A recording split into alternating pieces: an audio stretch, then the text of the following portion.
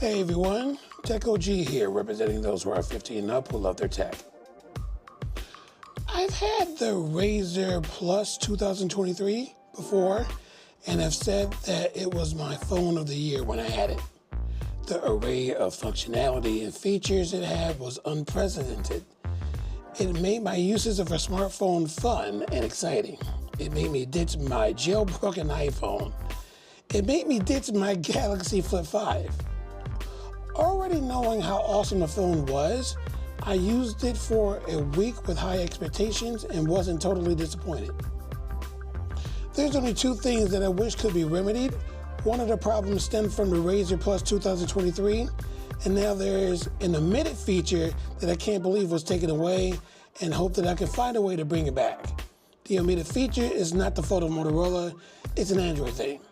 Anywho, here's my review of my phone of the year for 2025, the Razr Ultra 2025. Now, I'm not going to spend a lot of time on the specs because you can go on the internet very easily. For example, go on GSM Arena and get the specs of the phone and read them for yourself. But I'll just point out a couple of key specs that I think that are really cool about this phone. The first key spec is the processor. It has a Snapdragon 8 Elite processor in the phone. So with Samsung's new flip phone, it went with the Exynos processor, its own Exynos processor. Don't know why it didn't go with Snapdragon. Probably because it was selling to other companies. And I'm glad they did, because with the Motorola Razr, it has a Snapdragon 8 Elite processor in there. Phone was released this year in April. It has 50 megapixel cameras all around. So each and every camera is 50 megapixels, so you get fine details on every camera that you use. And you can record up to 8K. It has Android 15 out. Actually, this came with, I think, no, it was Android 15 out the box. I just updated it.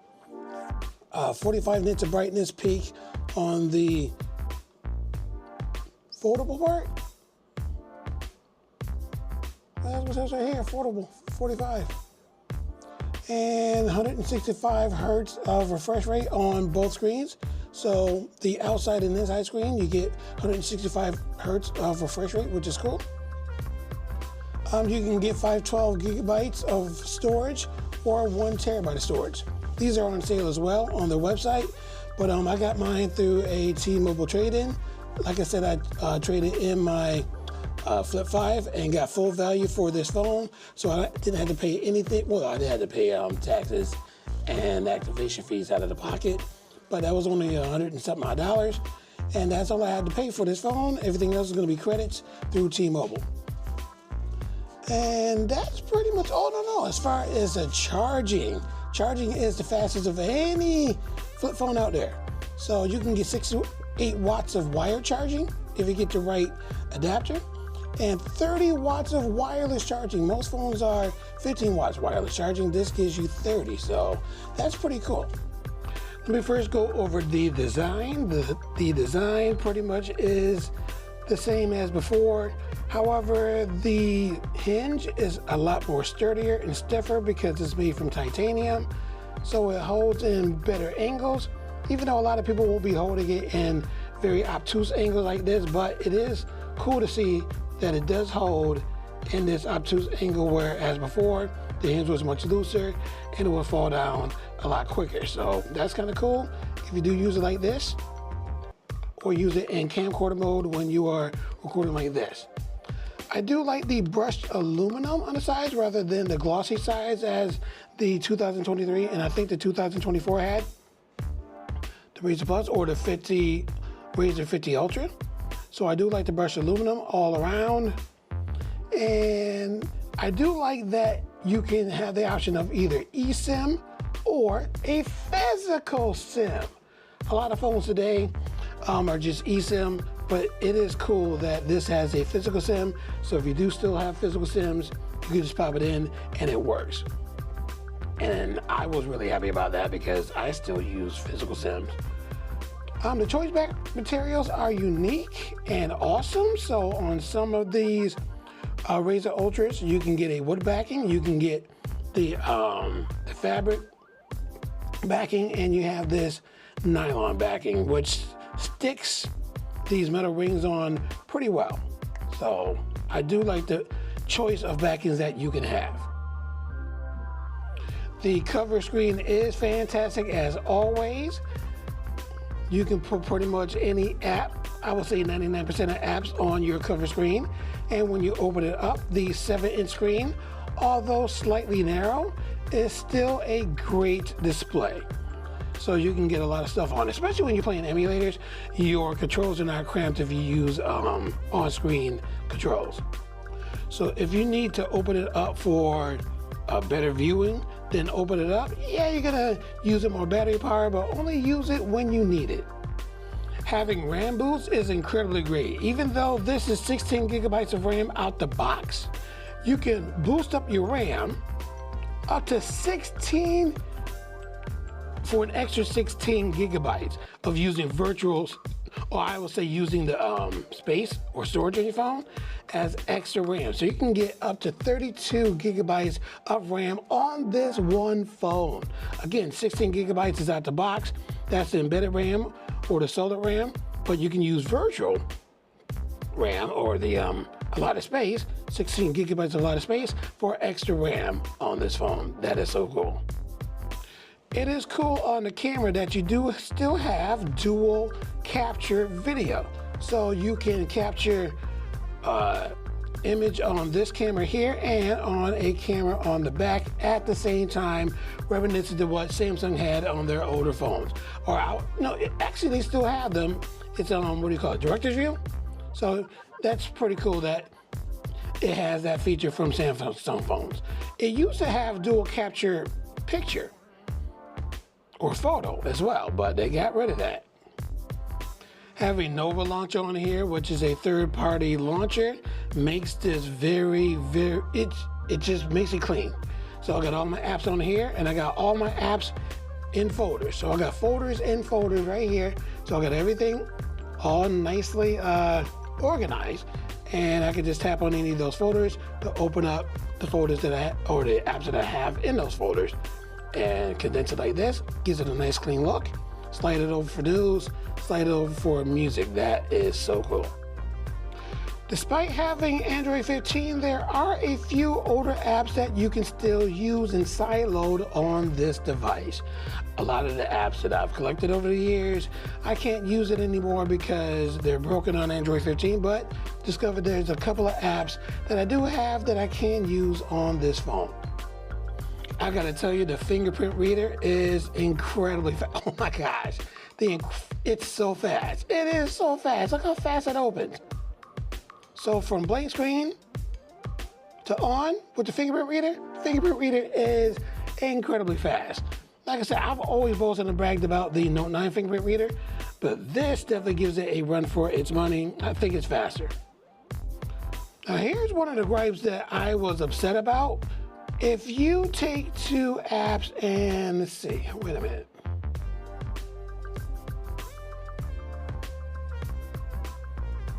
Oh, I can't put it in a split screen, hold on. Sorry about that, I could not put the camera in split screen for whatever reason. But when you do put these in split screen, there used to be an option where you can save the orientation. You can save the split screen orientation and put it in the sidebar. I'm trying to open up my sidebar, there it is. But for whatever reason, it's no longer there. It's no longer there. So you can still have split screen, but you can't save your split screen. Now, I was able to do that with the 2023 version, the Razr Plus 2023 version, and really loved it because there were a lot of split screen orientations that I had that I saved a lot. For example, if I wanted to open up Lyft and Uber and find the cheapest price, I can have both apps on split screen and check out both apps simultaneously, and then save that orientation on the sidebar so I can open it up at any time. For whatever reason, it's no longer there.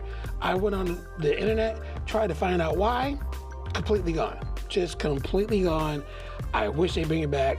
I hope whoever's in charge of Android, Google, bring that back. Great feature. I never asked for you to take it away. Bring that back, please, in an update. Another great function are the charging speeds if you have the right chargers, but even if you don't, the charging speeds are still pretty decent out of the box anyway. And the 165 hertz refresh rates on both screens make things very smooth when you're scrolling, playing games, things like that. The shortcuts on this phone is fun too. If you do a double twist, you can open up the camera. Like that, I have two cameras. So it opens up when you do the double twist. Also, when you do a double chop. Flashlight. That comes in handy, especially when you're getting up in the morning and you gotta get it ready for work and you don't want to turn the lights on and disturb other people. Boom. Turn it on, turn it off. So cool. I gotta mention too, Smart Connect on here, which is Motorola's answer to Samsung DeX. This works light years better. Separate video for this, but this is a game changer. So you can use a monitor, TV, computer, and use it as a mobile desktop. It is really cool. Got to show you how that works. Like I said, separate video on that. And a side note, if you use a computer and you use this with a computer and you use Smart Connect, PDA-Net, hands down, makes this really, really cool. Makes this the perfect mobile hotspot. I'm telling you, I kid you not. Probably a separate video for that. You got to see it. It is so awesome. It is too awesome. Way better than Samsung flip phones or fold phones. From my experience, this works a lot better. Light years better. I can go on and on about this phone. This phone is just a nice love letter, kind of like how LG's V60 was when they left the smartphone scene. This is a love letter to everyone that loves smartphones with a whole lot of features from a whole lot of different phone companies. This is it. This is the phone. I love this phone. I can't get enough of it. The functions are great. Design is great. Cover screen is great. Functions, it's just fantastic. The only problem that I have with this phone is that Motorola does not get enough credit for what they've done when making this phone. I don't know why people don't give it credit, but Motorola deserves all the credit in the world for what they've done with this phone. No, it's not. And I can't even say standards.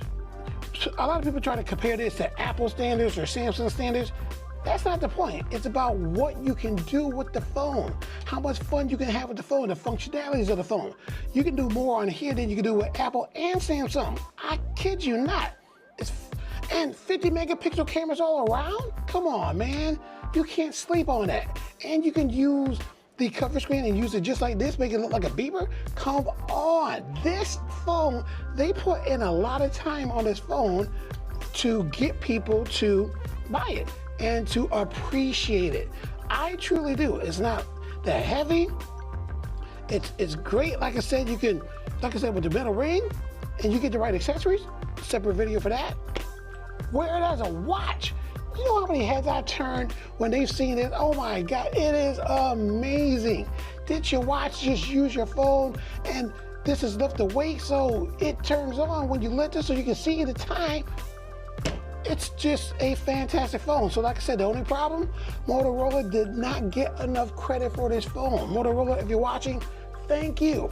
I'm keeping this phone. I'm happy with it. I had it before, and I returned it when I did have it because of certain apps that I wanted to use, older apps that I couldn't use because this was updated to Android 15, but I'm over that now. I'm completely over it. I'm happy with how it works in my daily life. I'm telling you, especially with Smart Connect, this thing is a powerhouse. This thing is everything to me. I love it. So my conclusion, this is my phone of the year. This hits all the bells and whistles that I like on the phone, and it does it phenomenally well. So I can use it at work. I can use it at home. I can use it when I'm traveling.